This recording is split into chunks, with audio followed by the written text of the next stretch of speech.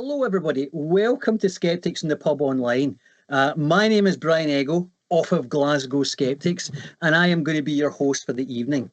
What is Skeptics in the Pub Online? I don't hear you ask. Well, we've been breaking out ever since the pandemic hit a number of years ago, and we have been consistently delivering you the best of online scientific skepticism since then. You can catch us every fourth Thursday of the month at 7 p.m. UK time. So, before we launch into today's talk, let's do a bit of housekeeping. First thing I want to announce is QED, the last ever QED. I'm sure most or all of you watching this stream will be aware that it's the best scientific skepticism conference out there, and it is going to be the last. It's going to happen on the 25th and the 26th of October. Tickets are out, I think, early next week sometime. Go to qedcon.org for full details and get ready to buy your tickets. Also, I don't hear you ask, is there going to be a Skepticamp? You bet your ass there is. Skeptics in the Pub Online, i.e. us, we're going to be running Skepticamp again. That'll be on Friday, the 24th of October. And as always, you could be the star. Can you apply to be a speaker yet? No, but probably sometime in the next 3 or 4 weeks, we'll be announcing that and launching the application process. So start your brains thinking about what you might want to speak about.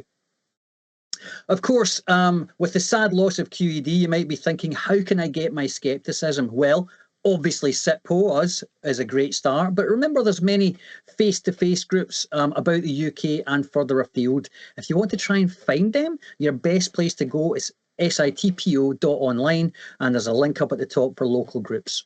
There's a great one in Glasgow, so I've heard. Okay, so on to this evening. We're going to have standard format. Our esteemed speaker is going to talk for maybe about 45-ish minutes. Then we take a break to charge our glasses, after which we come back for Q&A. If you want to be part of that Q&A, then you can ask your questions via Slido. If you look in the text chat in Twitch right now, you should see the link there, but it's sitp.online/ask. So go ahead and put your questions in there, or upvote other people's questions if you like them. Also, I'm sure if you follow the link to our page, you can donate some money to us if you want. Always a good cause. You could buy some of our merch, like this sweet t-shirt I am bursting out of right now. And also remember, subscribe to our YouTube channel and our podcast. Okay, so let's get on to this evening's topic and this evening's speaker. Topic is snake oil on the shopping list. And our speaker this evening is Dr. Rebecca Wismeg Kammerlander. Rebecca is an Austrian Studies Scholar who one day woke up as a marketing executive. I think that's everyone's nightmare. She's a visiting research fellow at King's College London, where she has previously been a lecturer in German and European studies, as well as a literature enthusiast and a material culture geek. Her main areas of interest are Austrian literature and culture, consumer culture, and the construction and portrayal of identities. And the consumer culture part certainly feeds into the topic for this evening. So please, everybody, in the Twitch chat, give a rapturous round of text-based applause, please, as I hand over to our speaker. Rebecca, the floor is yours.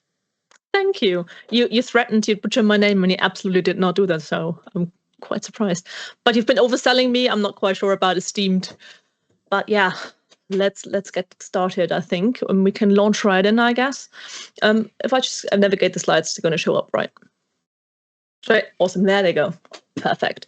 As you can see on that lovely, beautiful slide there, it says Skeptics. We are a German skeptics club, so also within the orbit of the German skeptics in the pub organizations. So if you ever curious, there's that little link on the bottom, skeptics.org. Feel free to come by and check it out. I hope we can make more connections internationally in the coming years and months. All right, let's get started. So, as Brian's already really aptly said, title is snake oil on the shopping list. And the question is really how pseudoscience and woo end up in our shopping carts. Because I reckon if I speak to skeptics, I'm pretty sure that most of you don't really care about buying any nonsensical pseudoscientific stuff. But we tend to be tricked every now and then. And we wonder sometimes how that happens. even if you are trying to be critical of what you put in your cart, you end up with nonsense. So today I'm going to delve a little bit into how that might possibly happen. And there's a little bit of an overview as to how we're going to go about that trip.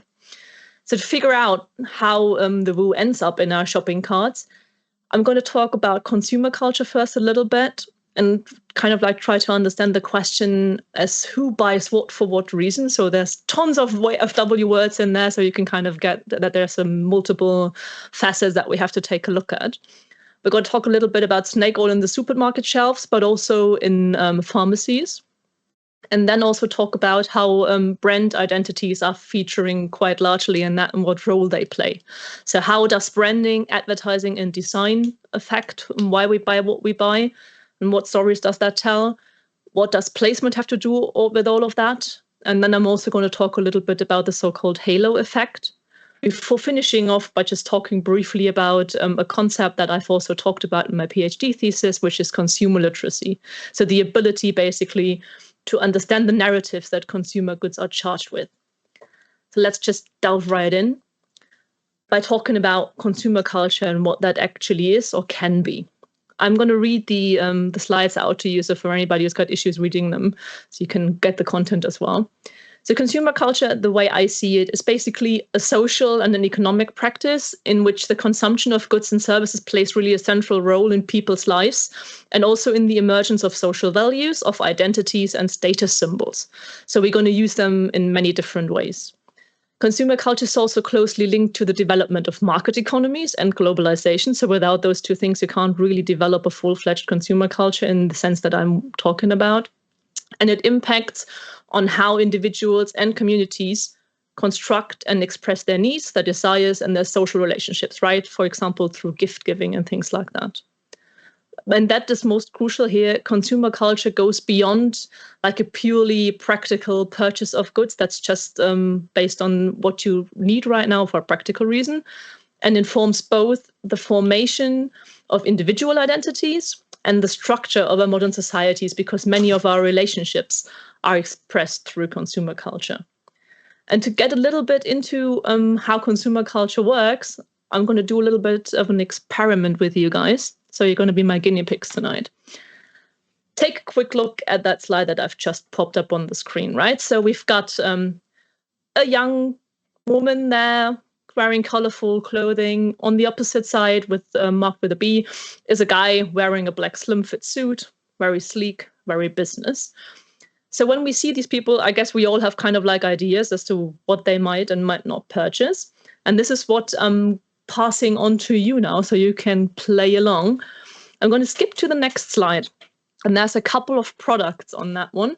And I want you to kind of guess which of the person, A, the woman, or B, the guy, is the person buying that product. It's not going to be taking very, very long. So I'm just going to say the number that's right next to the product and kind of like briefly describe it for anybody who has got issues seeing it. And then you can pop in the chat whether it's a product that person A or person B would buy. All right. So let's get that started. So product one, we've got like this lovely Boss shower gel, silverish bottle with a black Boss logo on. What do you think? Person A or person B? Pop it in the chat.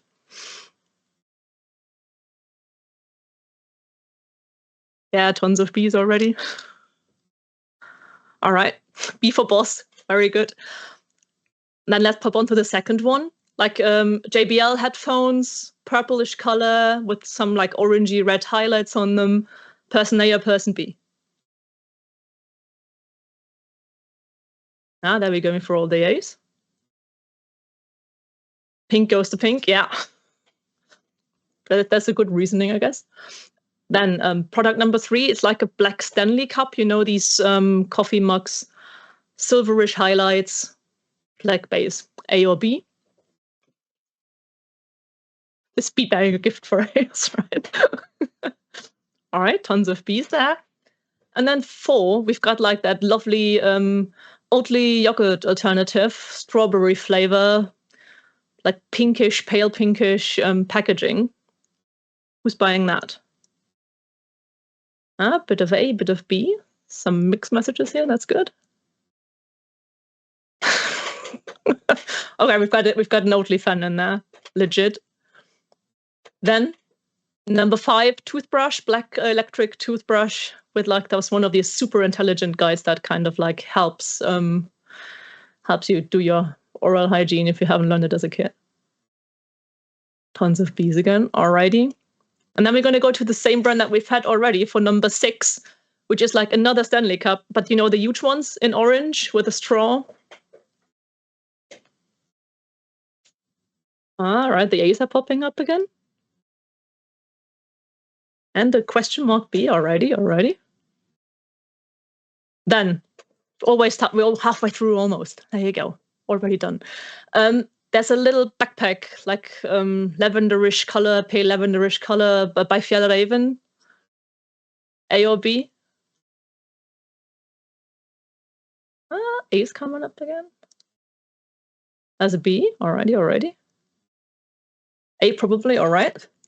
Then, moving on to number 8. For number 8, our presenter has another pair of headphones. Black ones this time. I think Spang & Olufsen with like a little bit of a square design, very sleek. B is buying it for a season, I feel okay. Both, totally both, already. Another both, good. Number 9, the polar opposite to the other normal toothbrush. It's just like a wooden toothbrush with like bluish bristles. I guess like some kind of ecological thing because it's made of wood, not of plastic. Both, neither. It's a bit of insecurity there. Hopefully neither. Alrighty. And then the last 3. Number 10, we've got like the Ginger Morning shower gel, green bottle, very kind of slightly whimsical design. Who's buying that? The A's cropping up. Another B. Both, alrighty. Mostly A. Okay, good. And then the last 2. Number 11 is like a Get Pro protein yogurt, like sleek black packaging with a huge blueberry on and like a large lettering saying the protein contains like 50 grams of protein within the cup there. So tons of B's, a triple B. That's very good. The Viennese also say B, that's good. Yeah, exactly, B protein, precisely that. And then for the last one, it's like another bag, like a black leather crossbody bag, I guess, like messenger briefcase. B definitely. B and then A. Yeah, all right. So if we look at the responses that the chats come up with, right, we can see that there is quite a few people that say both for quite a few things and kind of like ask whether it could go either way, or kind of like criticizing that certain people shouldn't be buying any of those products. But you can see that there's quite a majority for each of the products, kind of like attributing them to the similar people. So we've got a lot of the colorful stuff being attributed to person A, a lot of the black and sleek design stuff being attributed to person B. That is something that's not super surprising because obviously we respond to visual cues, but we also respond to what the marketing and the packaging has said, right? There is the yogurt thing is a really good example, I think, because somebody in the chat said B definitely because of the protein. And that's absolutely a marketing strategy that's been aiming at selling those products to men as well, because the health conscious kind of like yogurty things have always been branded and designed in ways that speak more to women. And then there has been that trend of a brand that started in the US that's actually called Brogurt, which was specifically trying to aim at health conscious, muscled up guys that were trying to be a little bit more muscular and then need to eat their protein. So that's an easy way of marketing to those types of consumers. What's important there then is also the narrative value of those things, right? So we kind of associate certain things with certain age groups, with certain genders, with certain kind of like design languages, which is why it's fairly clear who's attributing which product to what person. And that is something that's also deeply rooted in consumer culture, that there is a narrative value here that takes center stage. So this is a quote that I've like, it's an own translation from a German art historian, Wolfgang Ulrich, from his volume Haben wollen, so want to have, if you translate that freely. And he says, Only a society in which desires can be expressed and given consideration has a chance of establishing a consumer culture, and not just a necessity-driven barter system.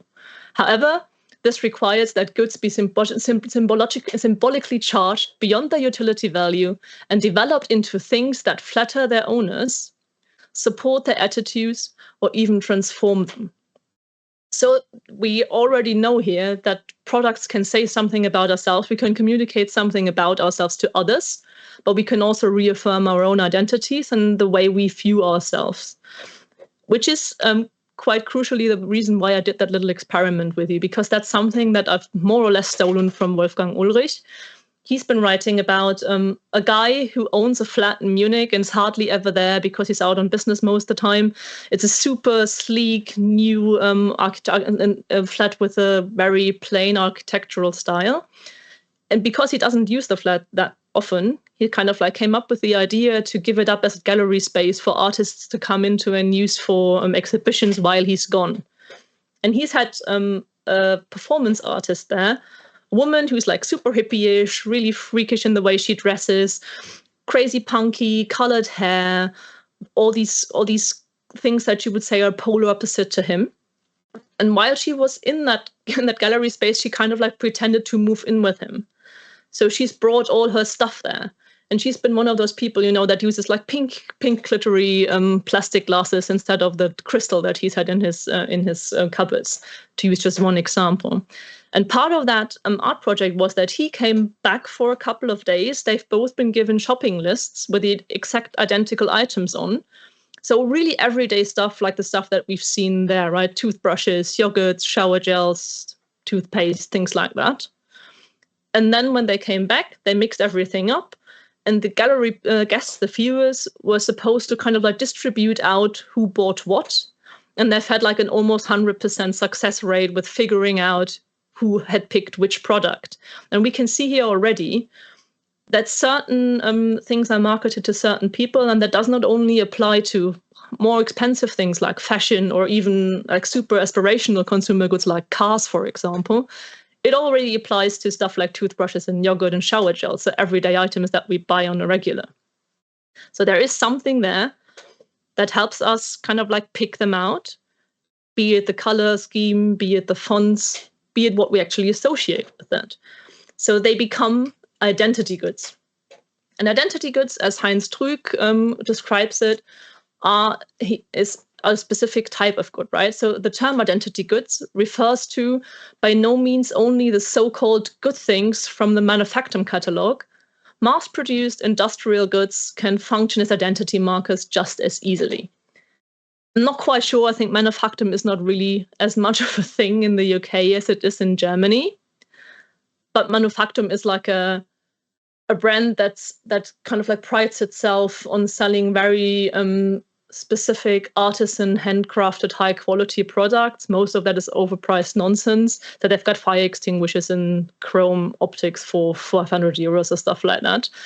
But they are very specifically kind of like pointing out that that the way these products are sold and the way these products are branded communicate something about the person to the person that's buying them, right? So I'm buying something that's better than what the rest of us has, and it's not that the price and the quality and the upmarket status says much about whether that can be an identity good. We can see already that this also works to quite a fair extent with everyday items.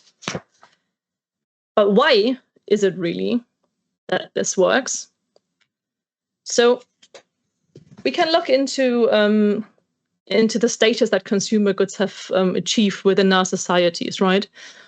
And Wolfgang Ulrich says again, modern design and marketing, supported by numerous scientific disciplines, have led to the same abilities being ascribed to ordinary objects as have been attributed to works of art for the past 200 years.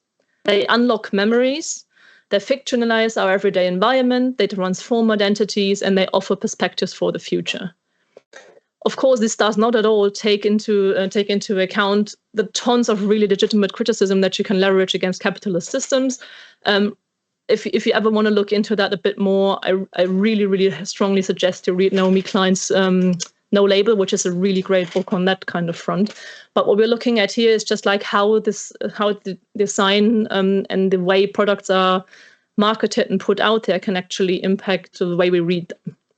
So consumer goods have really become central to our everyday lives. We are buying stuff constantly on a regular basis, day in, day out.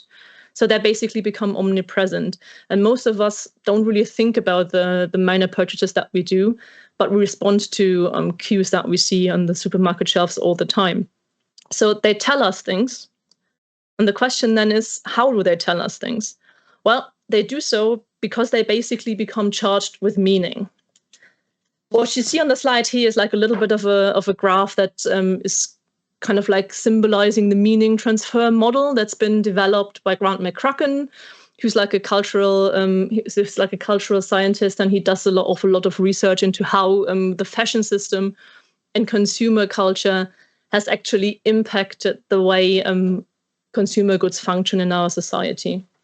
So there's like what he calls the culturally constituted world, which is the world on the outside that we are all moving within. And that kind of is the way that is the surroundings that we have interchanges in, that we talk in, that we relate to other people, and that's basically the background for that specific model. And from that cultural sphere, meanings that we ascribe, stories that we tell, are actually transferred onto consumer goods. And that functions to the fashion system and the advertising system. Advertising, obviously, is fairly easy to understand. We see advertising all the time, be it posters, be it, ads on our Twitch streams if we haven't signed up for an account. And they tell us stories about the products. Whether we totally take that on or not is a different question, but we kind of like subconsciously obviously listen to those messages. The fashion system also is then like what dictates what trends are, do we follow them or not? Within what subculture has what specific aesthetic codes, do we adapt to them, and those types of things. And they attribute meanings to the consumer goods, right? As an example that's just popped up in a different stream that I tend to watch on Twitch in the mornings, the IKEA blowhais. I don't know if you know that, these little sharks that have become an internet sensation, right? So there has been a contribution by the fashion system that has charged those little plushies with a meaning. They've become icons for trans rights.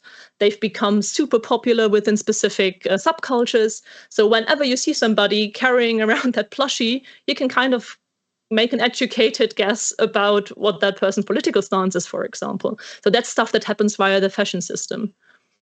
Advertising system, I think I don't really have to dig into anymore. And then from the consumer goods that we can find in our shelves, like, for example, our little shark at IKEA, we have then ways of transferring that meaning to the individual consumer. And what Kraken kind of like splits that up into is, first of all, possession rituals, exchange rituals on the second bit, then grooming rituals and divestment rituals. So it's basically the way we relate to the consumer goods and the consumer goods relates to us. Possession rituals are, for example, what you can see on the back behind me on my wall. I've collected all types of things from places that I've been to, and I put them up on my wall because I want to keep them and I want to showcase them to me and to my guests and to everybody who's kind of like watching me in a stream every 500 years, to kind of like communicate to them what's important to me. So I keep them, I groom them, I look after them. Exchange rituals are stuff like gifts, for example, right? When we did that little experiment earlier, there were quite a few people that were actually saying, oh yeah, that's a product that B would buy for A, or A would buy for B, or B for their nephew, or stuff like that. So we can kind of picture there already that by gestures of affection that are often linked to consumer culture, we say something about how we relate to others. So we go in ahead and kind of like giving somebody that we, for example, know is really bookish, and we're buying them a nice book, we can tell them that we understand who they are, and we're saying that by the way of a consumer product. Grooming rituals, really, really lovely example for that one, I think, is just gearheads and their cars. So they have something that they have to look after, but they kind of like build a relationship with a material object, with a consumer good, because obviously a car is also a consumer good, although it's a really expensive one. Or, I don't know, gamers who collect nostalgia value old game consoles and stuff like that. So they need some looking after, they need some maintenance. So there are grooming rituals there where actually the person's looking after the consumer good, but that's also working the other way around.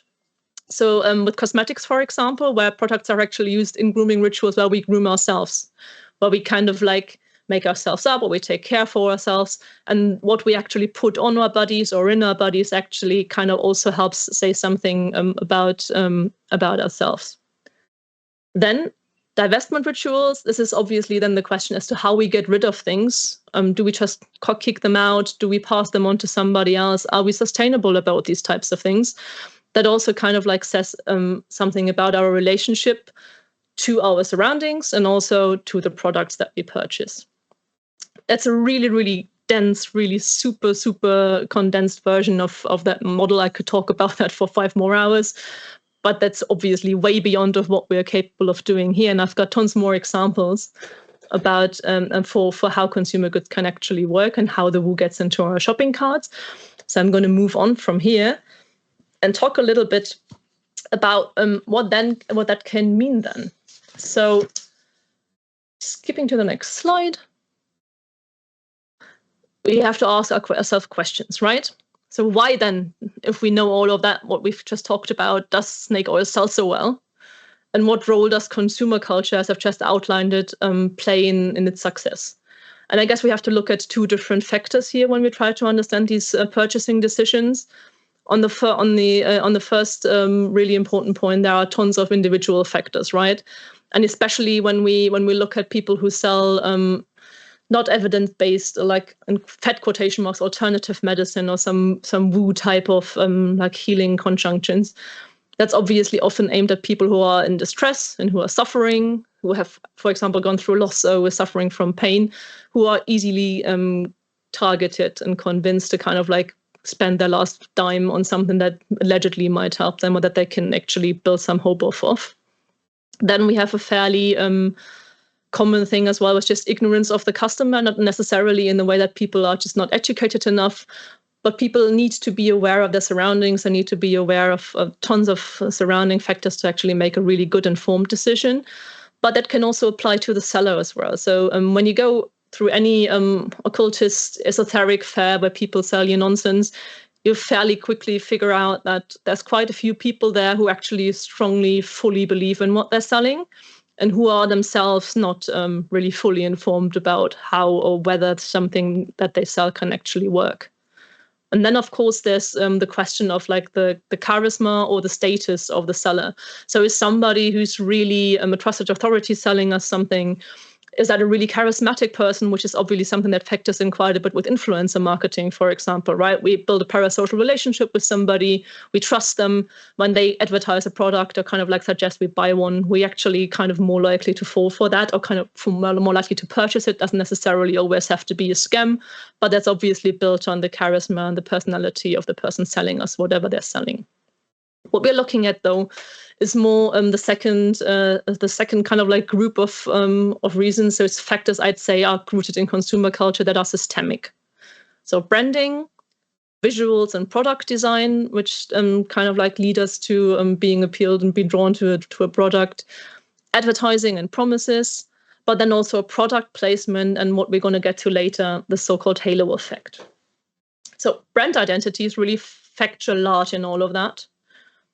And what's quite crucial to understand here is that branding and brand identities are really multifaceted. This is exactly why when I did this experiment earlier, we didn't get straight A's or straight B's from everybody. Everybody has different associations. Some think more critically of consumer culture more broadly.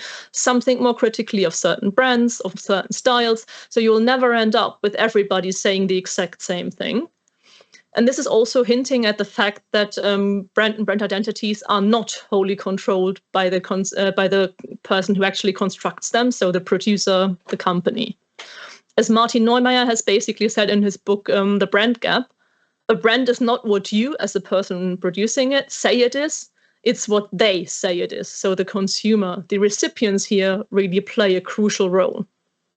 And that little graphic on the right, so there's like a picture of a bust of Plato. with like a thinking bubble with a stick horse in it. That refers to something that he said about the essence of certain objects. There is an essence of horseness, if you like. So if I say, think of a horse, you'll all have a picture of like a four-legged creature with a flying mane, probably quite muscular and quite strong in your head. But if I had each and every single one of you describe very precisely what type of horse you were imagining, we'd probably have some black ones, some brown ones, some more rustic breeds, some a little bit more like, I don't know, racehorse-like features, some Clydesdales, God knows what. So you'll have very different individual ideas of what that is, although they all share a common essence of what we are talking about, right? So the way you perceive things always differs a little bit, even though we are talking about the exact same word and the exact same thing. So why then can we, what then can a brand do to kind of like try and influence as best they can what they, so the consumers on the opposite side of that transaction, actually feel and associate with the brand? So brand identities are something that's been subject to constructions and debates and scholarship, but as well as obviously nonsensical coachings for people who do marketing in tons of ways. And there's plenty of different models that you can refer to when you try to explain how brand identity is actually built up. I've chosen a fairly common one. I'm not entirely convinced that this is really the right or the perfect model to explain everything, but it gives everybody a good insight into how you can imagine what factors into branding.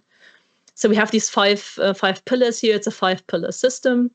The first pillar for somebody who's trying to build a brand and is going about it strategically would be the purpose. So why does the brand exist? Why does the market need what you're trying to sell? The second pillar is personality. So what are you trying to look like? Like, what is your style? What is your tone? What is your design, right? Are you, going back to the example from earlier, a bit more whimsical and trying to talk to a younger consumer group? Are you super serious and scientific, for example? Or are you a little bit more artsy? So those types of things are something that you have to make a decision on, and that will impact the way you design and advertise your product. Then the third pillar, which is the central pillar here, is perception, right? So how do consumers perceive the brand? What message does actually arrive with them, and what do they mirror back?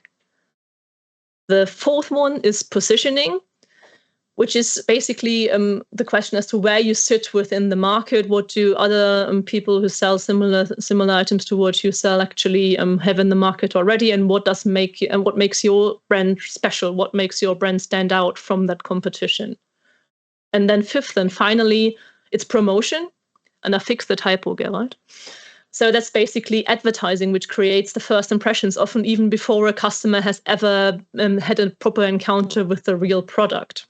And what we're focusing here mainly on today is perception, but we're also going to look into all the pillars from second to fifth, so personality, perception, positioning, and promotion. Yeah, Coke at life, exactly. Coca-Cola is a really good example for brand building. But we're going to look at an example for advertising for something a little bit more out there right now. And for some of the German people in the chat might actually know it. This is the well-known, really brilliant Edelsteintage fair. So it's basically a fair that's touring around Germany, which is focused on gemstones. And as you can see with that very lovely and very attractive, I hope the ironies come through, advertising poster here, it's an absolute mess. It's super difficult to tell what this is all about, right? It's got, oh yeah, it's all pretty crystals, precisely. There's pretty crystals, and there's a pretty young, smiling, happy blonde woman who holds up a slab of stone as if she were pretending to be some kind of crystal off-brand version of the Phantom of the Opera. I'm not quite sure what this is about. Yes, what is this about to tell us? And absolutely, this is a graphic designer's My Passion style poster, that much for sure. So you can see really it's difficult to tell who are they trying to attract. Is that for jewelers? Is that for collectors? Is that for I don't know, people who believe in crystal magic and just want to buy something for their magic ritual? Not quite sure, right? So it's a little bit for everything, and it's an absolute mess. But there's a completely different way of selling the exact same product, namely this one here. That's an advert for the Gem World Munich. which looks entirely different, right? So we've got a really clean, really simple design. We see on the first glance, this looks like something for jewelers, right? So the focus on jewelry, it's for an industry kind of like audience. So it's fairly unlikely, I'd argue, that you'll encounter an awful lot of occultists trying to sell their healing stones there. Yeah, absolutely. It's nobody's surprise in Germany at all.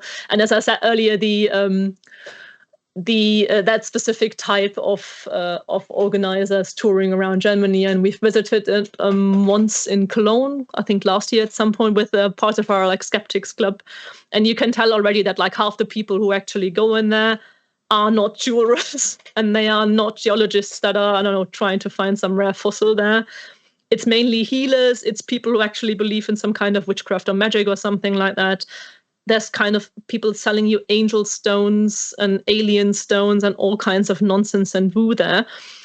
But the graphic design is my passion poster already communicates to us that we are to expect that, right? So if you are kind of a little bit aware of how that design language actually does nothing and everything at the same time, you're maybe a little bit more cautious than if you were actually going to the gem world in Munich, where you'd be probably way more surprised if you had somebody kind of like trying to sell you some crystal that's been blessed by an angel from outer space or nonsense like that. But those types of things here that are actually quite funny when we talk about just collectibles and stones and stuff like that, can also translate into more serious, more critical areas. Yeah, kidney stones from angels, that's it, I like that. Which is medicine. So I reckon quite a few of the people of you who are in the UK might know Ainsworth. So they are like the first name in homeopathy, as they call themselves there. And it's just a screenshot from their website that I've taken in the last couple of days.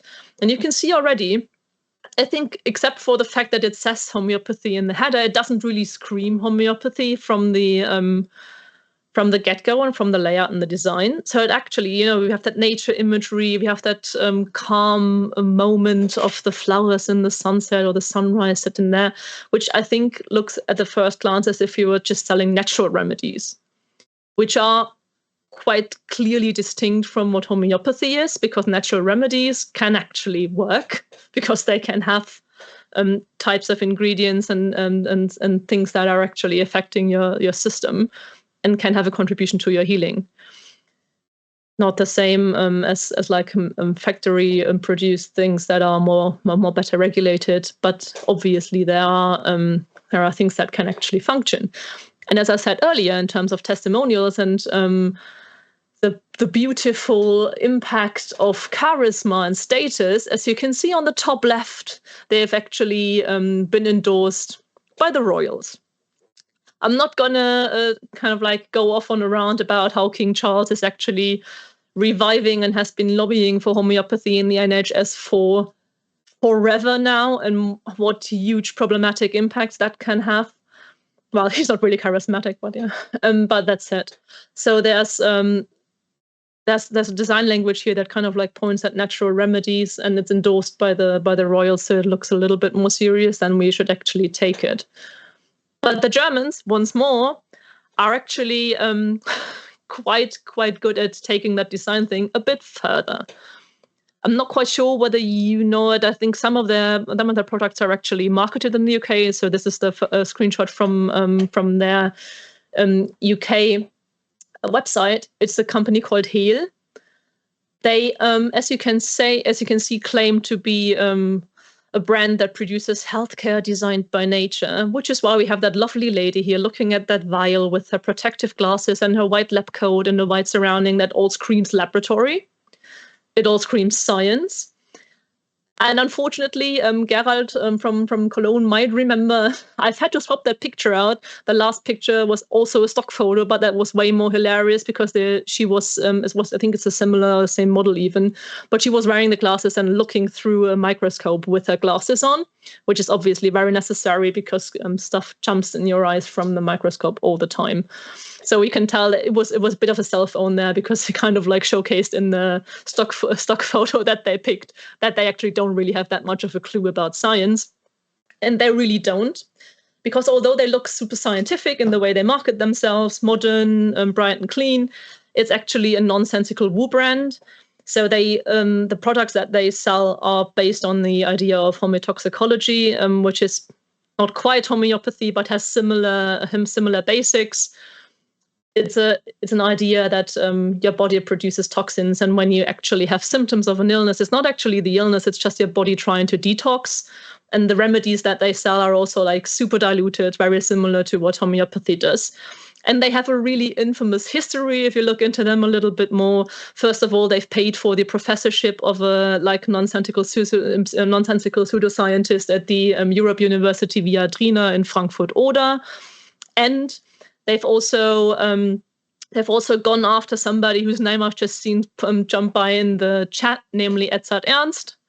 So there's a guy in Germany, he calls himself a journalist. He's actually an activist that kind of like goes after people who attack and debunk pseudoscience.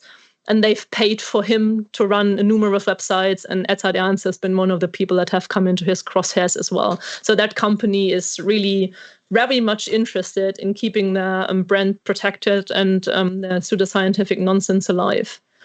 And they also express that self-identification as like proper medicine through their product designs. So this is Neurexan, which is one of the medicines in quotation marks that they sell, which is allegedly trying to help you sleep. As they claim, it's effectively and naturally helps you regain your inner balance by lowering your stress level. If you could tell me how that works, I'm happy to do that. I'll take that every day. And decreasing nervous restlessness and related sleep disorders. Break your vicious cycle by going calmly through the day, feeling relaxed, and therefore sleeping better at night. So they claim that has like some kind of systemic effect where you can actually be more calm and then sleep better. It's nonsense. There's like really no real evidence that this does anything really helpful, except for maybe having a placebo effect. But as you can see in the product design, if I put that on a shelf at Boots between all kinds of other medicines, you wouldn't pick it out. If you don't know the story of the company, you wouldn't understand that this is not actual medicine. And there's another example I'm going to show you from a brand in Germany, Klosterfrau, which is even worse in my humble opinion. So the screenshot that I've put on the slide here are from two different products from the exact same brand. They have their own website. So the left one is Bronchicum, the right one is Monapax. They are both cough medicine. And as you can see, when you look at the packaging and the packaging that's shown in those product pictures, they almost look identical, right? It's white boxes with the brand name, with the product name written on it, and then there's this stylized picture of a flower. So that's basically supposed to indicate which plant is mainly used to produce it on the top right. And they look almost the same. One is green, the other one's red. Hard to tell them apart. And I almost fell for Monapax because the thing is, Monapax is bullshit, while a Bronchicum is actually a functioning and fairly well-working cough medicine. And Monapax has been taken over by that brand a couple of years ago. So when I saw it first, I thought, well, I might as well buy that one. It looks exactly the same. It's from a brand I trust. I've had good experiences with Bronchicum, so I can buy the other one as well. So that's actually, in my humble opinion, quite a problematic choice to make. That you sell two different products where actually one has evidence backing it up and the other one hasn't, with the exact same design except for a change in the color scheme.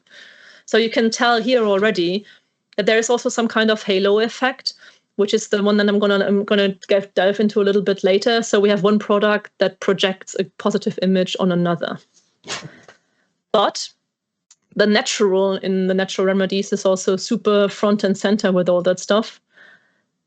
This screenshot is from the website of Neil's Yard. So I think a lot of people might know that, especially in the UK, they sell tons of like healthcare stuff and a ton of body care stuff and cosmetics, like lotions, tinctures, and that stuff.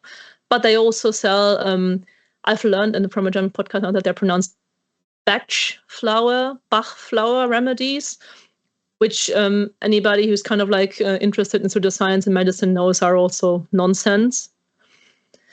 but they have very distinct product design lines, as you can see. So in the second photo, in that little lineup here, we see a little brown bottle. That's the batch flower remedy. The other one is just like a beauty product that they sell in the blue bottle.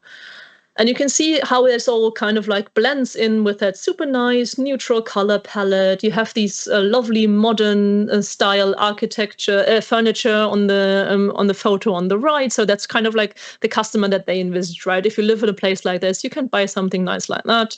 You have the organic chef on the left, kind of like telling you a little bit about the gut-skin axis and how you can look after your skin by eating the right foods. So it's all that very like natural, organic type of health products that they're trying to sell. But the design doesn't really give it away straight away. But if you look into it, you can already stumble over a couple of like really weird choices. And Niels Yard is super proud of these blue glass bottles, which I think are quite nice looking, and they sell them as well and market them as well because they look so nice. But they claim that they use them because they protect the products from being damaged by light, which technically, yeah, works a little bit. But any physicists in the chat, correct me if I'm wrong. But as far as I'm aware, brown glass bottles filter out way more different wavelengths. So technically speaking, you should stick to brown bottles if you want to protect your product from light. I think the actual reason why they picked the blue bottle is because it's a USP, so a unique selling point. It stands out on the shelves. It looks quite nice.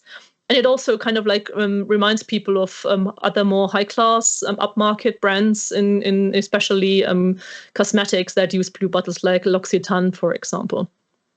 So it kind of like speaks a little bit more to what they're actually trying to stand out rather than actually protecting the products, I think. My interpretation.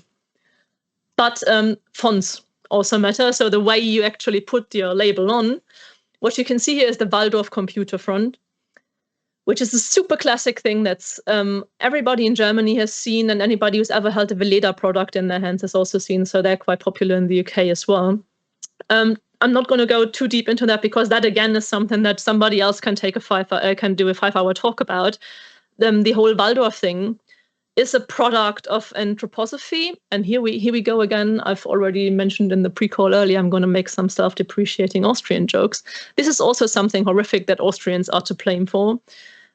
Rudolf Steiner specifically, who's kind of like come up with the idea of anthroposophy, and they have impacts on all kinds of things, on education, especially for children, on agriculture, on body care, on all types of nonsense.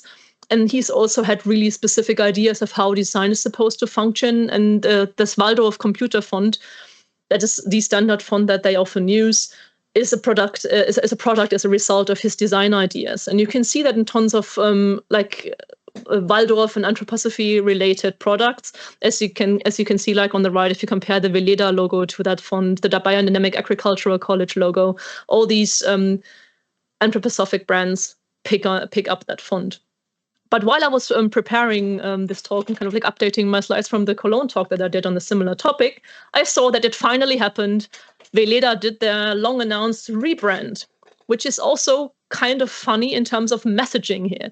So they've left the anthroposophic brand font behind a little bit. If you look closely, you know, the form of the D is still quite similar. So it keeps elements of that, but it's way less striking and way less obvious.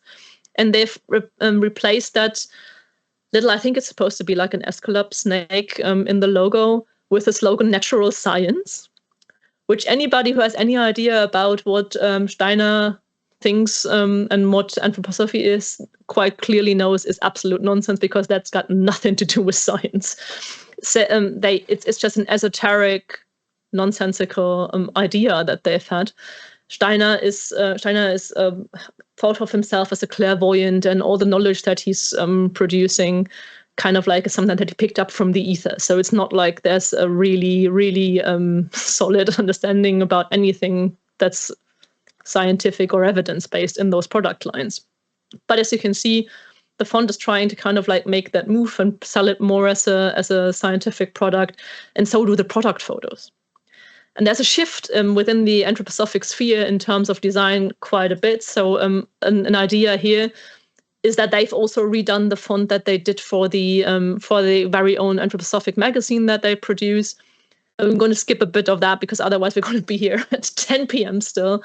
But the aim of that font that's on the slide here, Philia, is supposed to express anthroposophic ideas. It's an adaptive font, so the form of each given letter adapts to the letter that was there before. So they kind of like connect and interlink and are trying to kind of like express Rudolf Steiner's philosophies in font form. Something that obviously hasn't been as easily possible before we had computers that could actually algorithmically decide which letter is supposed to follow which one. But as you can see with these examples here with the NA and the AN, they shift and tilt a little bit in different angles, so they can actually kind of like hug against each other and kind of like express that human connection that anthroposophists kind of like apparently think there is, but they're actually racist. So there you go. Not all of them, but the idea is very racist. But there's also fun things in product design. Yeah, sorry, Amy.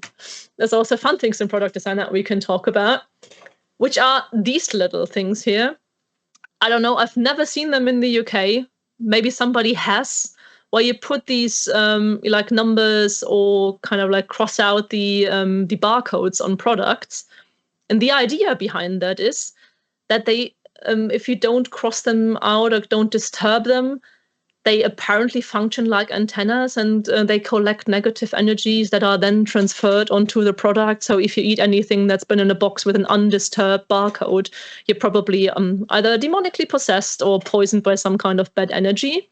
So there's tons of brands, especially from that Waldorf spectrum, that have actually produced barcodes like this one with the that's crossed out, and then they also like use organic lines, so it's often innate, with like the infinity symbol that they put through there, because that's apparently breaking the energies up or something.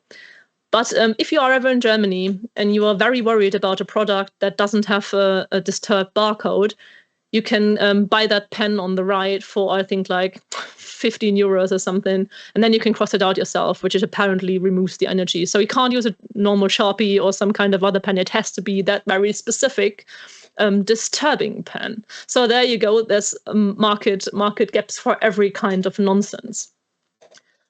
And this is also something that's kind of like inspired a couple of people to be very suspicious of products like these, that have like these shaped barcodes and stuff like that. So some of you might recognize the top left one is from Yogi Tea. That might be considered esoteric or problematic for other reasons, but it's not the barcodes. So those types of designs aren't at all about trying to disturb them and get negative energies out. They're just whimsical ways of playing with brand design, right? The bottom left one is from an Austrian beer brand, Stiegel. So that basically means a staircase. So they have that shape of the staircase, which is in their logo as well. It's just trying to spice up the design a little bit and make them look a little bit more whimsical and less boring. But where do we find those products? Well, in the supermarkets, in all kinds of different aisles and all kinds of different placements. And placement is also something that's really important. So earlier I spoke about the medicines, right? So you'd be much more likely to actually go to a pharmacy. This is an example from Germany, but it doesn't look that crazy different from Boots, although the pharmaceutical system and the way medicine is sold is different legally as well in Germany than it is in the UK. But this is the environment you buy medicine from, right? You wouldn't go to a shop that has the graphic design is my passion style that we had on the poster earlier. So the surroundings within which a product is placed are actually saying an awful lot about whether or not you're likely to buy it. If I find an homeopathic remedy amidst like really evidence-based products, like is the case here, I'd be much more likely, even as a skeptical person, to buy it, especially if a pharmacist, for example, doesn't inform me about the fact that a product like the Heal products that I showed earlier that look like actual normal medicine are homeopathic or based on homotoxicity principles and nonsense like that. So you're way more easily fooled into buying products that are sold in that environment by somebody who's actually looking competent, and then you have to kind of like try to get the information yourself, which is way more difficult in an environment like that where you're not as much on guard as you would be at an, I don't know, esoterical fair. And that's also something that kind of like trips a lot of people up who are trying to make ethical choices when they buy products. And that's particularly true for agricultural products, I don't know, meats, vegetables, you name it. What you can see here are screenshots from websites from the UK, from the UK Organic Board. So there's a couple of logos for organic food producers that they actually claim are really good. And the top left one, the orange one, is Demeter. And Demeter, for many, many reasons, is quite literally bullshit. And why that's literal, I'm going to talk about in a second. But they are kind of like mingled in with other just normal standard organic brands. And that's true to some extent. So they do fulfill they do fulfill all the regulations that they have to fulfill to get organic seals of approval from the EU, for example. But they do more than that. And that is the problem with Demeter. They have esoteric lunar calendars as to when they are supposed to plant and harvest stuff. They treat their animals with homeopathic remedies. And they also very much are full of literal shit. So they do this thing that as Germans we call the Kackhörnchen, so the shit horns, where they stuff cow horns with cow manure and bury them in the full moon. And then they have to stay in the ground for, I don't know, a couple of months. And then you have to dig them up in some different moon phase. And then they're ground down and put into an awful lot of water. So it's basically homeopathic dosages of actual product in there in the end. And they use that then for fertilizing, which make absolutely zero sense because there's nothing in there anymore. And it's also people who are Demeter certified to actually have cows. They have to have breeds with horns, even though there's good reasons for breeds to not have horns, for injuries and all kinds of stuff, because they believe they are antennas that also can kind of like collect moon energy that then sticks within the animal. It's absolute nonsense. But if you want to learn more about that and get rid of all your money, you can take a course.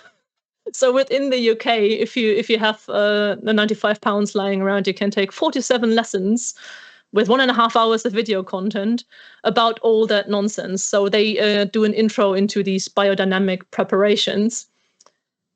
So you can basically do your own cow manure nonsense products there. Maybe somebody can do that as a research project if they want to be really masochistic. And this is the halo effect that I spoke about earlier, right?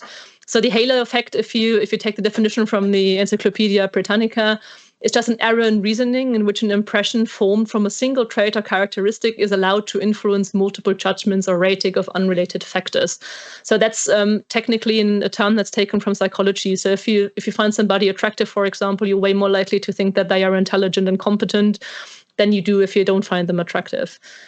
Those types of reasoning errors are actually where that originates from, but they also are very dominant in branding and marketing. So the branding mag basically says, think of the halo effect as a golden glow that spreads a good impression from one point to all the others. In marketing, when people like one thing about a brand, they tend to view the whole brand more positively. Good example for that, for example, is Red Bull. Red Bull has all kinds of huge systemic issues, from exploitation to the footprint to the guy who owned the brand and who's died a couple of years ago, being super active and spreading COVID misinformation. So there's tons of not to like, but they are very conscious in, for example, funding sports across the globe, because there's a ton of people who are actually associate the funding for the sport that they like with that brand. So they're way more likely to buy a Red Bull product. Or if you, for example, ever bought gives you wings, exactly. Yeah, so if you ever buy for example I don't know, a product from M&S, from an M&S own brand, you have an M&S sandwich and you really fancy that, it was really good, you're way more likely to buy other products from that same product range and go back and, like, I don't know, get your 10 kilos of Colin the Caterpillar gummy bears because you've liked that sandwich so much. So if you have one product within a brand lineup, that's also something that can make you more susceptible to buying another brand, which is the example that I made earlier with the cough syrups, right? I've had the good experience with one, I'm going to buy the other, although it's complete nonsense.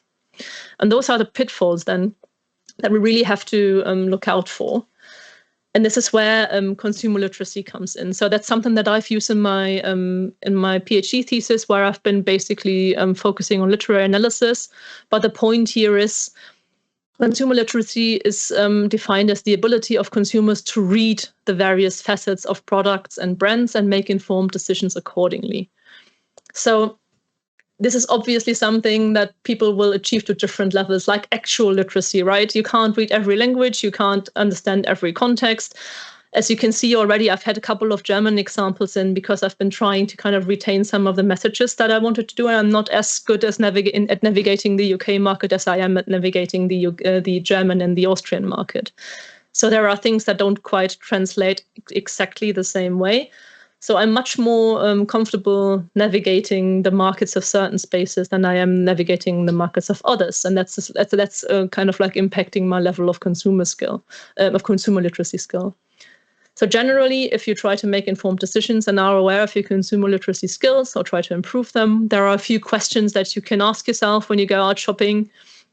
So first of all, what does the design and the form and the design language tell me? What is it trying to convey? Is it trying to look scientific when it's not? Is it something that looks immediately esoteric, so that can basically avoid it from the get-go? Be aware of those types of hints and cues. Then also how the environment might actually influence you. So am I way more likely to pick up a drug from Boots, or am I trying to pick it up from, I don't know, a stall in Camden Locks? I've got no idea what a good example that would be. Do I know enough about the manufacturer? Like somebody in the chat just was surprised by the Red Bull history. Obviously, you can't research every product, but try to be aware of those types of things. And then always think about who sells the product and where do they sell it. How does that impact my decision making? All right, and I guess with that I can wrap up. I've got a couple of sources in the slides. If anybody wants to have them, holler at me. I can give them to you. So yeah, thanks for the invitation. Thanks for listening, and thanks for playing along with my stupid little game earlier.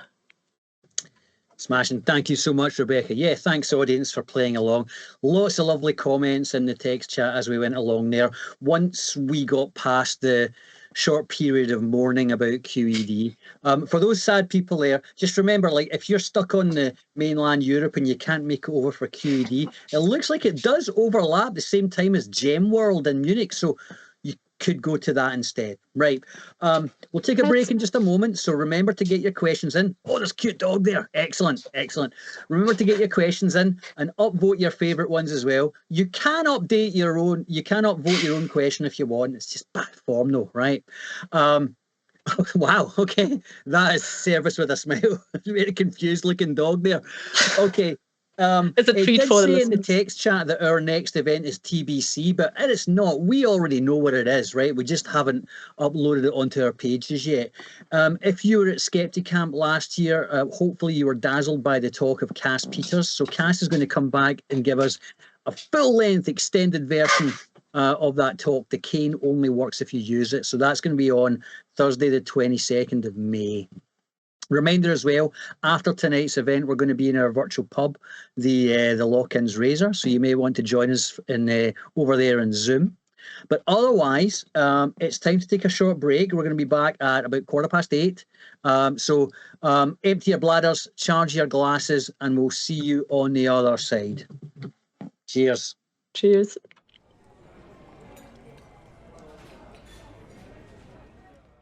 Hey. Okay, welcome back, everybody, and please join me in applause in the text chat. Welcome back our speaker, Dr. Rebecca Wismeg Kammerlander. Rebecca, welcome back. I think first up, tell us about the dog. What's the dog's name? The first one, the black one that was coming in, is, because I'm Austrian, I couldn't resist it, Sissy, which is also quite hilarious because we've had her in London, and you can imagine me standing in a park in the middle of London yelling Sissy at some people, which is great. Some of the right type of attention. So yeah, exactly. And the blue one is her little half sister, it's Roxy. Roxy. So little treat for the people who have been patiently listening to my ramblings. Fantastic. Beautiful, beautiful dog work. Okay, let's dive into the questions. And thank you, everybody, for the excellent input. We're going to start ourselves off with Andrew K, not to be confused with Andrew WK, the party animal. So it says, excellent talk. Good work, Andrew K. Getting straight in with the compliments. Great way of getting you upvoted to the top. So his question, more regulation or better education? How to beat the snake oil pushers? On regulation, are there any simple changes that could be particularly useful? Difficult one. I think education definitely matters an awful lot, because if you understand the consumer culture that you're trying to navigate, chances are that you're not as easily tricked. You obviously can't avoid that fully, but there are some things that I think you could do in terms of regulation, where you just are a bit more serious about, for example, going after people who do false advertising. In Germany, I don't know how that is in the UK, but in Germany, for example, we have regulations that prevent people from making certain health claims. We do have similar, but I mean, Yeah. the Advertising Standards Authority are, tenacious but kind of toothless. So yeah, that's the thing, right? It's a slap on the wrist, but it doesn't really harm the bottom line enough, I think, for most companies to actually change their ways if they haven't been caught and caught out super publicly. So I think, there could be ways that you can intervene there, but I'm not entirely sure. And obviously, I'm not really good when it comes to legal issues. And those types of things and what's possible as well. I mean, the next question up is Igor just saying, like, should we try and regulate implicitly misleading ads, like you're not allowed to wear a lab coat if you're selling a magical spell? I don't think we're ever going to get to that place, are we? It's more about awareness and education, I think, to try and protect yourself from that sort of thing. Yeah, I mean, that's the thing. Like, it's two different questions, I reckon. Whether it's realistic that we're going to achieve that, which I think we are not, because lobbying is just as strong, and these companies have way too much power and way too much money behind them, and obviously a lot of weight to throw around when it comes to battles like that. But ideally, it would be good if you at least have certain codes. Depends on how granular they're going to be, right? I'm not quite sure whether something like you can't advertise with a lab coat if you're not doing scientific nonsense. If you're doing unscientific nonsense, would work. But yeah, going in that direction, if I could wave a wand and it would be possible, I would obviously do it, because I would avoid an awful lot of misleading information, especially on the health front. And I guess that's the main issue that I have when it comes to people making health claims and trying to promise people healing, and then they end up wasting time on nonsensical bollocks, where they could have actually gotten a functioning evidence-based cure in the meantime. For sure. Okay, let's move on. The next question is from Neil. He would like you to expand on the racism in the font comment. Yeah, that's that could kick off another lecture, but like, to make it really brief, the Waldorf font is associated to Steiner's anthroposophy in German, and so anthroposophy in English, which is like his school of thought that backs up everything. It backs up his ideas of design, it backs up his ideas of education, of agriculture, everything. And one of the core ideas that he's had is, for example, that there is like some spiritual growth that the human race as a whole has to go through.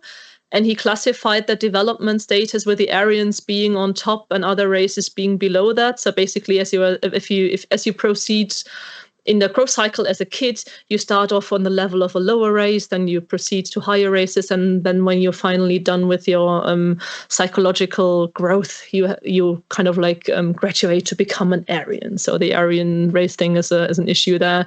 And then he's also had like really weird associations. So there is like he compares indigenous people like and Africans and Asians with like primitive or childlike characteristics, which I think is quite clearly very racist and very problematic. And there are still things in the Waldorf school curricula also that kind of like hint in that direction. There are certain Waldorf schools that have distanced themselves from it, but it's still there granularly. So it's really problematic. And also, for those who don't know, it's like an alternative school system that's super crazy popular in Germany. There are a couple in the UK, but it's nowhere near as prominent as it is with us. Yeah. Okay. So be very careful, folks, if you're choosing a font for your tattoos. Okay. Yes. Go with Comic Sans. Stay clear. That's nice and safe, right? Those, yeah. Okay. another question from Igor. Are there any good ways to shield yourself from the corporate Borg trying to psychologically trick us to consume as much, oh my God, Kackhorn as possible? Yeah, very nice. Yeah, I guess it all falls back to awareness and education, right? So, for example, with the cock hunting thing very specifically, right? That's something that's like a downside of buying organic produce. There's another discussion to be had about how positive the impact of organic agriculture actually is, because there are things where it's better and there are things where it's worse in certain factors. So if you just decide to buy organic, maybe have a look at the alternative organic labels and kind of like stick to that specific label, because they don't do the extra bullshit that you have to do, like literally, to get a Demeter label. So steer clear of Demeter. Be aware of the brands that you want to avoid. That is also, it works the other way around, right? So if you are aware of brands that you like, you can also be aware of brands that you try to steer clear of. For sure. I mean, I suppose that, like, going back to sort of your earlier slides, like some of those, those sort of pillars that are used to sort of define products and how they end up being marketed to us. If you're kind of aware of the game they are playing, then you can hopefully kind of rational your way around it. But sometimes things look lovely on the shelf, don't they? Yeah. Talking of lovely things on the shelf, right? Those manufactum chrome fire extinguishers, are they functional? Isn't there a law that they must be highly visible? Well, I'm not sure about the law that they must be highly visible. I think that probably just applies to public spaces. So I'm pretty sure that you couldn't put that, in a conference center or something. But they do function, and they are very much popular. So if you buy one for your home, you can have it there. I can see whether I can find it. I'm gonna post a link in the chat if I do. Sounds awesome. I mean, I'd be expecting my chrome fire extinguisher to have sort of like, I don't know, champagne coming out of it or something like that, rather than actually being functional. But I'm sure they look really sexy. Okay, let's see. Yeah. Igor's back. A lot of brands are actually owned by like 3 mega corporations. I can't imagine that helps the situation. Is that correct? It's actually, that's a complex one, because yes, that's very much true, but it's quite ironic because they obviously try to kind of like have as broad a portfolio as they possibly can to speak to as many consumers as they possibly can. And I think a really good example for that is body care brands is Dove and Lynx. So X in Germany, I think in the US as well. Mm-hmm. If you look at the marketing and the way they kind of like sell their products and try to associate values with those, they couldn't be further apart, right? Because, Dove sells to that, like, yeah, self-confidence, every body shape is great, you are legit, you feel comfy with us, very much tailored towards women as well, very inclusive campaigns. While at the same time, the very same umbrella brand says, hey guy, put on that vanilla scent Lynx, and you have 16 very attractive, very slim women sticking to you within the span of 5 seconds, which is very like sexist imagery, but it's all under the same umbrella. So the question is then where you do decide for yourself where you cut off. Do you kind of like say, okay, I'm fine with subsidizing Dove, but not with buying Lynx, which is also going to be, filling the pockets of Unilever. But there's also an issue in terms of that. Yes, there are these 5 mega corporations. I think it's like Unilever, Johnson & Johnson, PG, Mars, Coca-Cola, so PepsiCo, I think. But the Kraft, the main thing, like 10 or so. If you don't buy local and if you don't like become activist in your consumer choices and buy in supermarkets, it's really hard to escape that, because at the end of the day, most of what you actually do is going to end up in one of those companies' pockets. So you have to decide for yourself where your cutoff line is.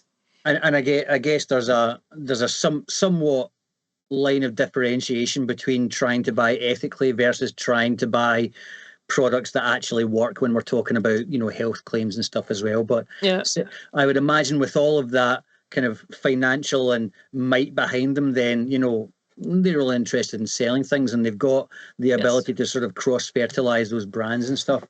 Okay. The next question is from Anonymous, and let's be very clear, we're not giving out medical advice, but the question is, aren't all cough medicines bollocks anyway? I think you were showing like one maybe legit and one's definitely not. So I think I've heard in a few places that all of them are rubbish. Is that not the case? Take that with a huge grain of salt, like huge block of salt, because I'm not a pharmacist. But it depends on what kind of what the cough medicine's trying to do, because there are different types of medicines that do different types of things. There are those that are actually kind of like trying to get the slime out of your lungs so you can cough it off, and then there are just in Germany you call them Hustenstiller, which is just like medicine that kind of like helps fight off the actual urge to cough the entire time. And some of them can, for example, actually work, because if you have like a really sore throat from a lot of coughing, it can actually soothe. It doesn't really cure the cough, but it helps ease the symptoms. So it depends on what they claim to do, as far as I know. So big block of salt in that one. But I have a pharmacist friend that I can ask and get back to you on with that. It always helps to have a pharmacist on speed dial, right? Okay, on to a question from Serdar. Hello, Serdar. Okay, considering homeopathy was invented in Germany, do you think it has a different relationship with consumers? Also, are they slowly converging into naturopathy? I think it definitely has a different standing in Germany than it has in the UK. I think if you look at the UK, the whole King Charles thing is not making things much better. And there are these what do they call, the spider letters, right? The letters that he wrote to Parliament before he even became king, where he was trying to lobby for homeopathy being kind of like included in the NHS. So we have different health systems and different marketing system when it comes to that specifically. What I'm really pissed with is the way that pharmacies in Germany function in some cases. So we don't have a lot of over-the-counter medicine like we do, like Boots, where we have that mixture, right, of pharmacy corner with the pharmacist, and the rest is just like cosmetics and over-the-counter stuff. We have very specific pharmacies that only sell medicine, over-the-counter stuff, and then also some free sold things, but it's only medicine. And then there's a very rare occasion that they sell some kind of like limited amount of cosmetics from pharmaceutical naturopathy brands. And this is, I think, more difficult to regulate than it is in the UK, because if you have normal consumer products that aren't really medicine related on the shelves right next to it, right? It doesn't really matter if I can grab my, I don't know, my super nice pink non-gender branded Venus from Gillette shaver off the shelf right next to it. It's not that much of a specific environment, while everything about the German pharmacy screams medicine, screams science. And if that crap is sold there, it has an entirely different level of credibility. So if I were to choose, I would ban that stuff from pharmacy shelves altogether. And I've had the experience. I'm not quite sure whether it's London specific, but there isn't as much homeopathy on the shelves in like Boots, for example, as there is in pharmacy shelves in Germany. Okay. So it's way more ingrained. Good to know. Good to know. All right, let's move on to an anonymous question. Do pets constitute a grooming ritual since they require maintenance? Pretty sure you can actually read it like that. But obviously you do perform a lot of grooming rituals around the pets as well, right? You buy them treats, you buy them collars, you brush them, you groom them, and you buy all the accessories that you need to do that. So there's tons of that where you can actually also express your love relationship to your furry little friends. Absolutely. Okay, next question is from Grey the Earthling, and they were like to ask, since we can't have consumerism without people being harmed by pseudo-medicine, should the ultimate skeptic goal be to overthrow capitalism? Speaking very much for myself and myself alone here, sure. No issue with overthrowing capitalism at all. But okay. Yeah. To be a bit more serious, that is obviously a political statement, right? I have huge issues with capitalist systems in many ways, and I think I'm not entirely sure that if we got rid of that we would get rid of war automatically. I think would just definitely reduce the urge to market it weirdly. Okay. I mean, feel free to grab your pitchforks, everybody, right? I'm sure there'll be a fair queue of skeptics behind you, but I wouldn't get your hopes up, right? Make sure that the pitchforks haven't been used to dig to dig in they got bullshit. the shape. Yeah, exactly. I guess the best we can hope for and the best we can advocate for is some more controls on capitalism and some honesty and some caps. But that's somewhat difficult one. Before I get too depressed, let's move on. We've got another question from Serdar. There you go, Serdar. You're like buses, man. Just two come along at the one time. Does American consumerism impact woo consumption differently than in Europe? I'd say yes, because this whole consumer marketing thing is ironically at the same time global, but also context specific. There are obviously brands that you always that you can only buy in certain areas, and if you look at international brands, they will maintain certain local brands within their portfolio if they buy another company, and they will rebrand stuff for certain regions. I don't know, like for example, Walls, the ice cream brand, 16 different names across Europe. Such as Lynx and X, they're also branded differently in different countries. So you can see with ordinary consumer products that this is the case. And I think it's very much the same for woo. So the whole homeopathy thing and anthroposophy thing is way more prominent in Germany, for example, than it is in the UK. And I haven't come across it as prominently in the US as well, because I don't have, at least as far as I know, which I'm not super literate on the US market. They have a ton of organic stuff that's kind of like emerging, but nowhere near as tied in with the anthroposophic market as it is the case in Europe. So I assume that's similar for other things. Yeah, one thing that gets me anytime I've been in the States is seeing medical adverts on the television. It's super weird seeing that from someone in the UK. I'm glad we haven't quite imported that in any serious way. Yeah, I mean, especially when you talk about when you start talking about medicine, there's tons of other regulation issues, right? So there's the legal systems are also obviously quite different. So the things that you are allowed to sell and put in things are way more problematic in many, many ways, especially when it comes to like supplements, for example. US is hardly ever regulated. So there's actually people that have died of lead poisoning from some kind of supplement where the facilities weren't clean enough or they've been produced because the FDA doesn't oversee that. So there's issues on that end already. And then there's very similar issues when it comes to what you can and cannot advertise. Absolutely. Right, let's move on to the brilliantly named Karen Tankerus, who is asking, if you were to construct a short course exposing and explaining this stuff to ordinary non-academics or non-skeptics, let's say, what would be at the top of your reading list? Well, if there were an English version available, it would definitely be Haben wollen by Wolfgang Ulrich, because that's a book that delves into an awful lot of background, basic knowledge. But there's actually really good English language literature on the way marketing functions. That's not super specific to skepticism and to that type of stuff, but that's really helpful in understanding how the processes work. So there's Martin Neumayer's book that I've referenced a couple of times, and then there's also a researcher called Daniel Miller. I think he says LSE or was at LSE, who does an awful lot of research on the way consumerism impacts and is shaped by relationships, interpersonal relationships. And that's quite helpful, I think. Awesome. Get it on your reading list, folks. Next question from Gray the Earthling, Return to Earth. Here we go. Is there a link between brand loyalty and addiction, especially for brands who design their products to be addictive, like social media corporations? I'd assume yes, but I don't have any proper like sources to back that up. So be careful with that. And I'm not quite sure how much of a difference it makes whether you're actually talking about stuff that you actively engage with, like for example game consoles, apps, social media type things, or whether you're actually talking about like everyday brands. Brand loyalty is obviously a huge issue, but that's also something that's very comparable to like parasocial relationships that you build up.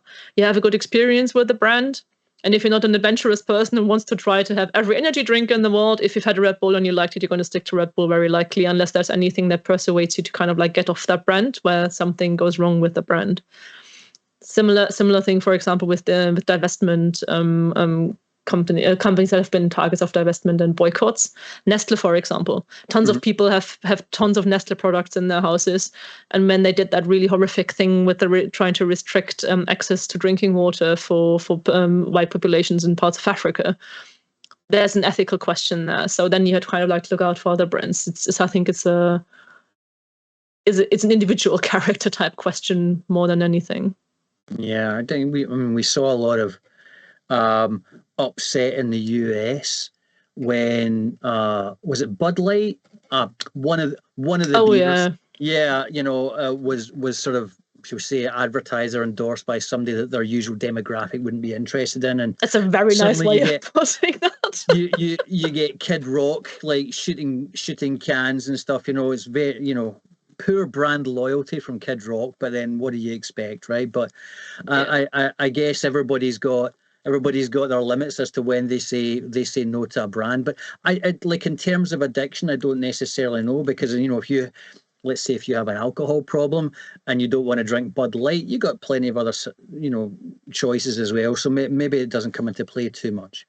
Yeah, I think it kind of like depends on what the product or what the brand kind of like triggers in you, I guess. So if you have like really strong positive reactions to one specific brand or one specific product, and you kind of like keep returning to that very specific one, I think it's a very different thing from like actual physical addiction, right? Like a drinking problem is, or like I don't know, smoking, for example, is why you can't get off the nicotine and you can't kick it to the curb without actually having to kind of like go through some kind of, I don't know, lengthy process where you can't just ditch it from one day to the other. But like psychological factors, I think I could imagine that there'd be some similarities, but I'm not entirely sure how realistic that actually is. Okay.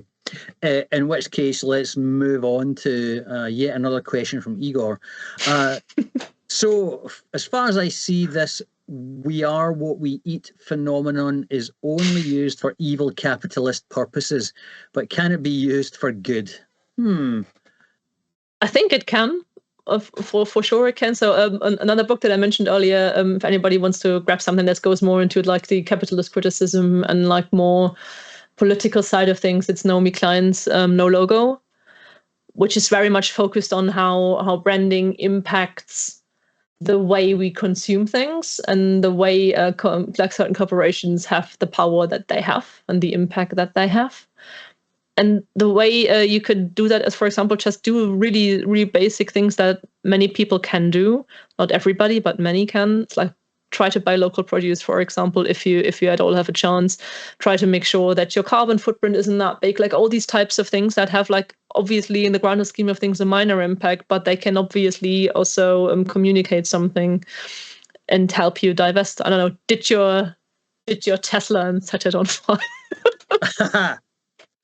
Yeah, we at Skeptics, the Pub Online, don't advocate for any your own very personal Tesla, as long as nobody in the vicinity, right? So it's not like anybody else's Tesla, your own.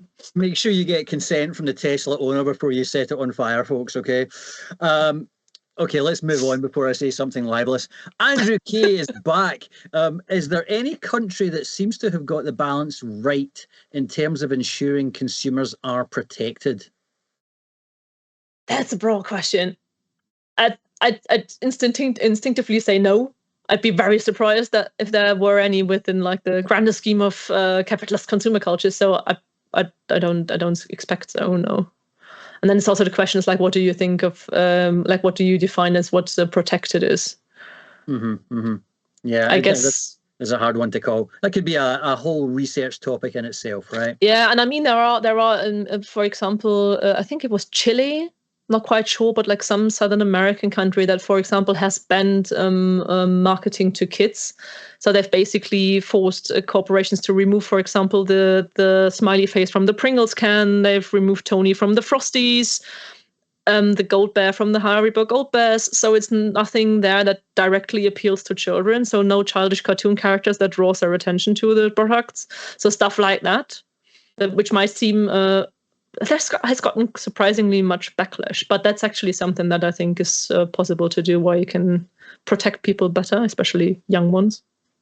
Well, I mean, as the proud father of a 6-year-old, I think I would applaud any type of restriction in that sense, because I mean, I certainly get bombarded with requests from my lovely daughter to buy things that she's spotted in the shops, to the detriment of my wallet and walking space in my house. Yeah, direct marketing to children is an issue. It really is. For sure, yeah. Okay, back to Grey the Earthling. Do other languages have fun and interesting different phrases for snake oil? Maybe you can tell us what it is, what the equivalent is in German. Well, we tend to say Schwurbel more broadly, but that's not necessarily just snake oil. But there's also, we've got a super boring literal translation, which is such Schlangenöl. Oh. And I'm afraid I only speak German and English in any bearable capacity, so I don't have much other languages to draw from. But there's definitely somebody in the chat who has. I don't know. Yeah, Igor, where are you? Come on, people in the chat. Come on, our multilingual friends in the chat, or at least there are people who are good at Googling. Get stuff into the chat there and let us know. Okay. The last question. No surprise, it's an anonymous one because we're gonna end on a controversial topic, which is split the nation down the middle. So Rebecca, be very careful about how you answer this one. What are your thoughts on the Aldi versus M&S, Colin versus Cuthbert Caterpillar cake feud? Oh yeah, that was one for that was the legal feud of the millennium, I think. I looked it up earlier. I think they settled out of court. I'm not sure what the agreement was, but if I had been the judge, I would definitely say it's been clear trademark infringement. And it's a UK classic, I think. So everybody in the UK knows Colin the Caterpillar. So I don't know what's next. Maybe little does Percy the Pig. As I can testify, I have eaten both, and the taste is similar. They're both delightfully shaped as well. So yeah, I'm not surprised. I suppose that is the great kind of consumer lawsuit of our time. Although it does remind me of the great Jaffa Cakes biscuit or cake debate / court cases as well, which presumably I think, folks, we can fight about in our Zoom pub, the Lock-In's Razor, later on this evening. Okay, Rebecca, we have exhausted our questions. Probably we've exhausted you as well. I should say as well, there was some lovely compliments about the beautiful background, right, that you've got going on there. Lovely consumer products, and you've really kind of stated your own personal brand with style with that. So thank you for living the dream in that respect. So folks, please, in the text chat again, lots of text-based applaud and emojis and other such niceties for our speaker this evening. Before we go though, folks, just a reminder for you, our next event is Cass Peters on the 22nd of May. The cane only works if you use it, is an extended version of the Skepticamp talk. So we will see you next month. We'll see you in the virtual pub, which will be opening shortly. Before we go, would like to thank Igor and Matty on tech, and Gerald for being the wind beneath my wings and assisting me all the way through this evening as well. What a team.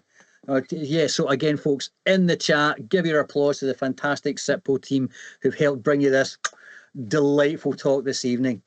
That's us though. Otherwise, and thanks for moderating, Brian. What a pleasure it was. Cheers, everybody. See you next time. Eggman out. Yeah. Bye-bye.